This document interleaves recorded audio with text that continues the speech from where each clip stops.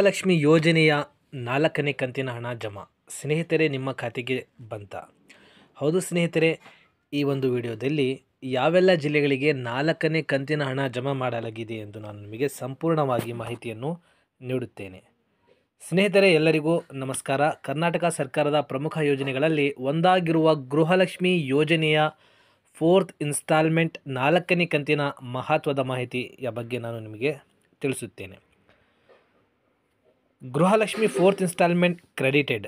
5 ಯೋಜನೆಗಳಲ್ಲಿ ಗೃಹಲಕ್ಷ್ಮಿ ಯೋಜನೆ ಬಹಳ ಪ್ರಭಾವ ಬೀರಿದೆ. ಆಗಸ್ಟ್ 30ರಿಂದ ಯೋಜನೆಯನ್ನು ಜಾರಿ ಮಾಡಿ ಮೊದಲ ಕಂತಿನ ಹಣ ಜಮಾ ಮಾಡಲಾಯಿತು.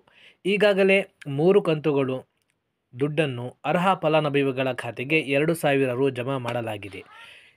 ಇನ್ನು ಗೃಹಲಕ್ಷ್ಮಿ ಯೋಜನೆಯ 4ನೇ ಕಂತಿನ ಹಣವನ್ನು ಜಿಲ್ಲಾವಾರು ವರ್ಗಾವಣೆ ಮಾಡಲಾಗುತ್ತಿದೆ.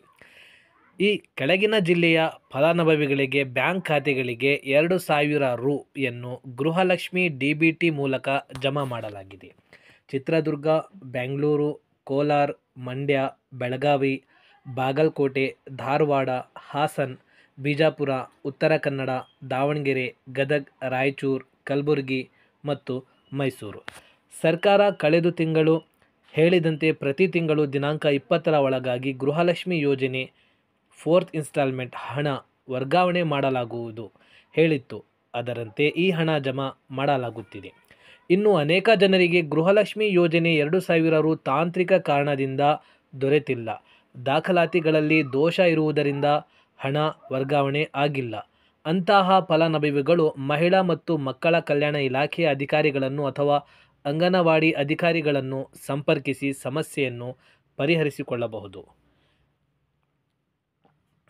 ಸ್ನೇಹಿತರೆ, ಈ ಒಂದು ಮಾಹಿತಿ ನಿಮಗೆ ಉಪಯುಕ್ತವಾದರೆ ಇತರೆ ಸ್ನೇಹಿತರನ್ನು ದಯವಿಟ್ಟು ಶೇರ್ ಮಾಡಿ ಹಾಗೂ ನಮ್ಮ ಚಾನಲನ್ನು ಸಬ್ಸ್ಕ್ರೈಬ್ ಮಾಡಿ. Thanks for watching our channel.